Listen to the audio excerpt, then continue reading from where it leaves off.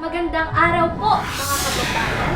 Ako po ang inyong lingkod, si Binibining Hanina Christian. Ngayon ay nakatutok ka sa Nina's Talk Show.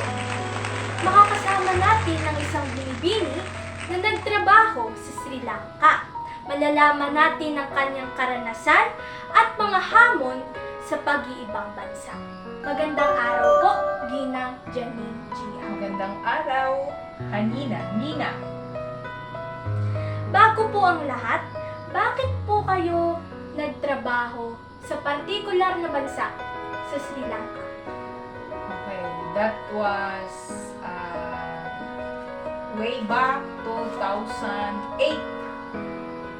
Taong 2008, tatlo na po yung aking anak that time.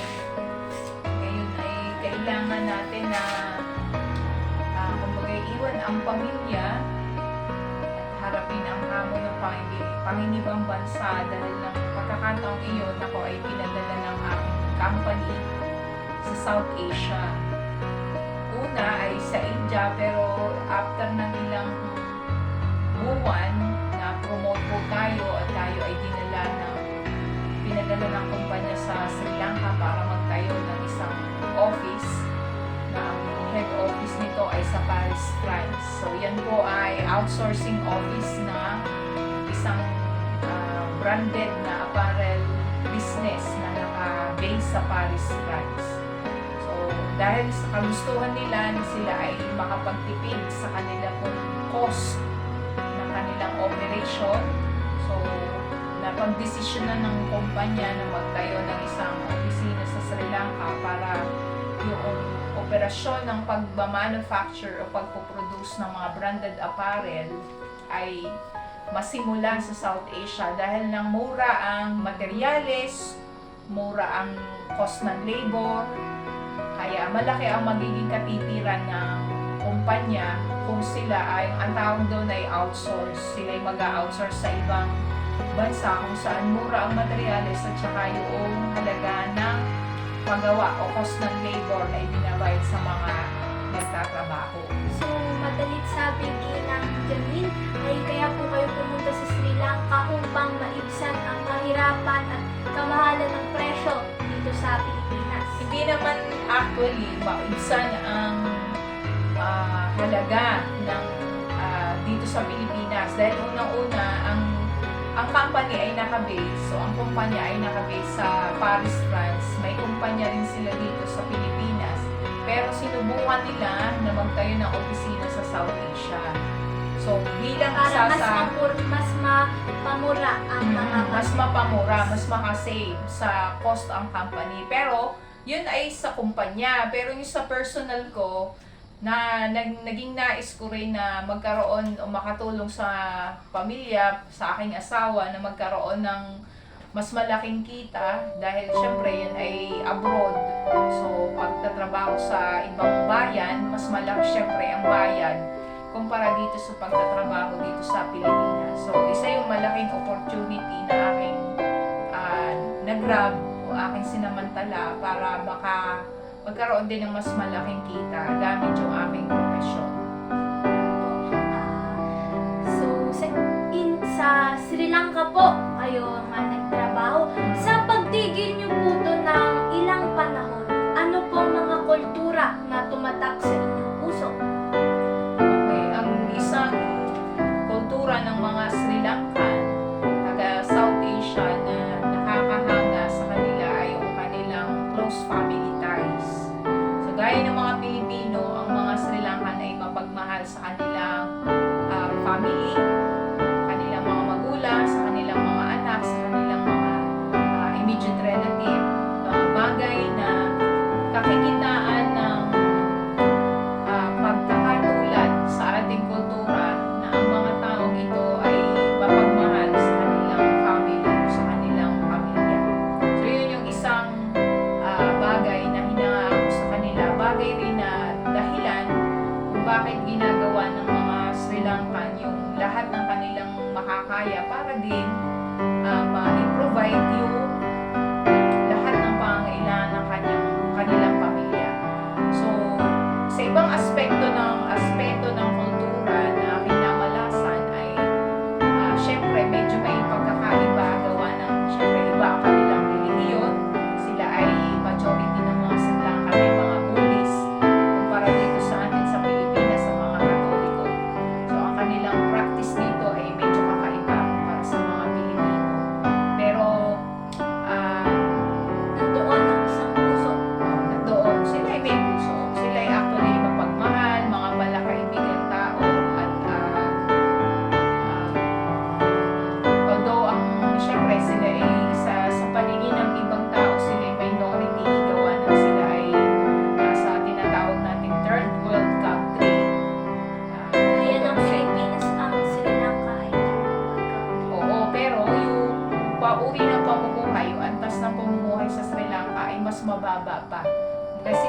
mas huli pa kumpara sa Pilipinas.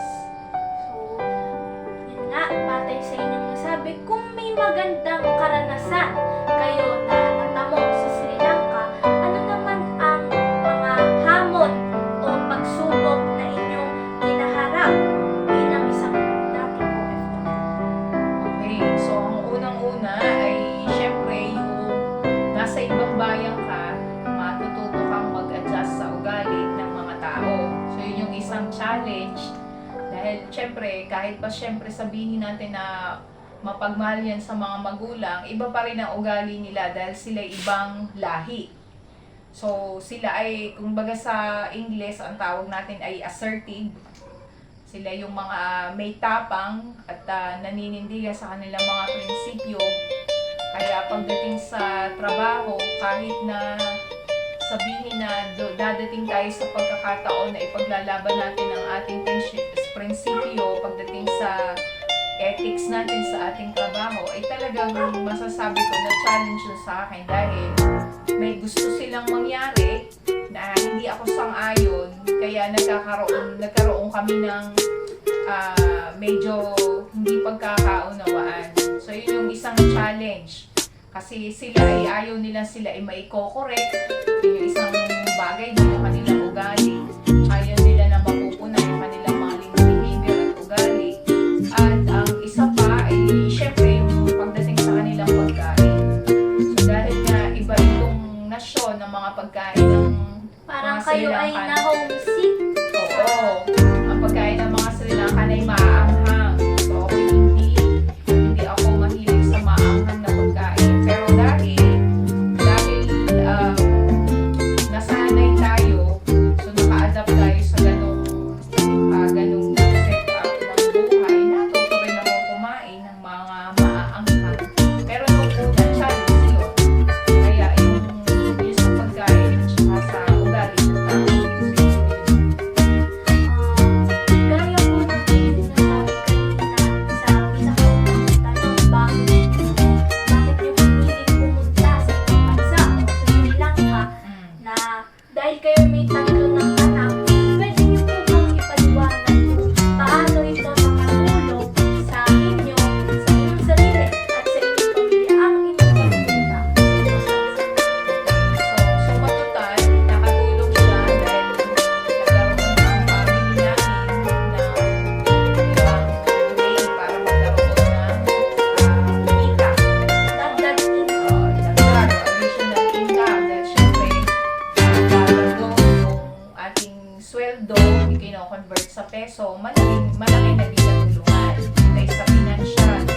Sa personal ko, malaking tulong ito sa akin dahil syempre, nagkaroon ako ng wider network. Na-expose ako sa ibang lahi. So, natutunan ko makipag-ugnayan, makipag-communicate, makipagtrabaho sa mga iba't ibang tao. So, aside from Sri Lanka, merong Indian, may Bangladeshi, may taga-Pakistan. Kasi mostly yan ay South Asia. So, sa Sri Lanka lang naka-base. Pero may mga tao akong nakikipag-ugnayan ako sa mga Indian as well, sa mga Bangladeshi, sa mga Pakistan. Tapos, yung sa personal na paglaro, yan, syempre, trabaho tayo doon, meron tayo ng pagkakataon na maka-acquire ng jobs sa ating skills, sa ating nalalaman, na siya, nakatulong din para mag-advance yung career. Po. Tunay nga na nakatulong sa inyo. Bilang naman isang OFW, pwede po ba kaming humingi ng pananaw o ideya tungkol sa migrasyon? Inyong pananaw tungkol sa migrasyon, lalo na sa konteksto ng mga Pilipino. Okay, speaking of migration, kasi pag sinabi nating migration, yung tayo ay pupunta sa ibang bansa para doon tayo magtrabaho, humanap ng pagkakataon na doon tayo manirahan o tayo ay magtrabaho. So, ang akin lang masasabi ay kailangan alam natin na yun ay syempre kalooban ng Diyos sa atin. Tayo ay mangingibang bayan. Hindi ito isang desisyon Dapat lang. paghandaan. Isang desisyon na kailangang paghandaan, pag-isipan ng mabuti, lalo na tayo ay lalayo sa ating family, mag-isa. So, ang isang malaking bagay doon is syempre iiwanan mong family, lalo na ang mga anak ay maliliit pa. Tagal na panahon na malalayo, ang mga anak ay nangailangan ng guidance ng magulang. So, isa yon. Tapos, syempre, yung quality din ng buhay doon sa dadat na nating bansa. Syempre, kung ang ating magiging buhay doon sa pupuntahan nating bansa ay hindi hindi helpful o hindi tayo magiging productive, hindi makakatulong para umangat ang ating buhay, ay di, ano pa ang silbi na tayo ay pupunta doon, tayo ay magmamigrate. So, yun po.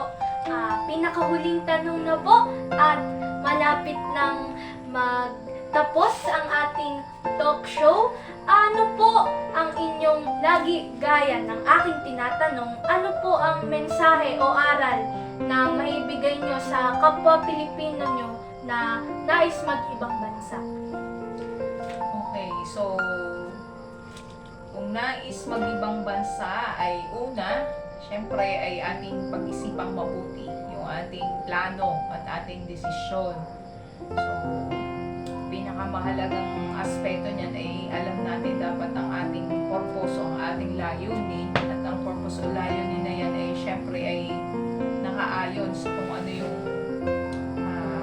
kalooban ng Diyos sa atin. Ako'y naniniwala na yung ating mga desisyong gaya ng ganyan ay nangangailangan ng talagang ay aspeto na ang Diyos ay kasama sa ating desisyon, dahil ng lahat siya ay magkakaroon ng impact sa ating personality, sa ating family, sa mga mahal sa buhay na ating iiwanan, at tayo mga ibang bayan. Ito rin ay makakatulong, yung aspect na yan ay makakatulong para yung alam natin na yung purpose natin o layunin natin ng pangingibang bansa ay ating magawa ng may katagumpayan.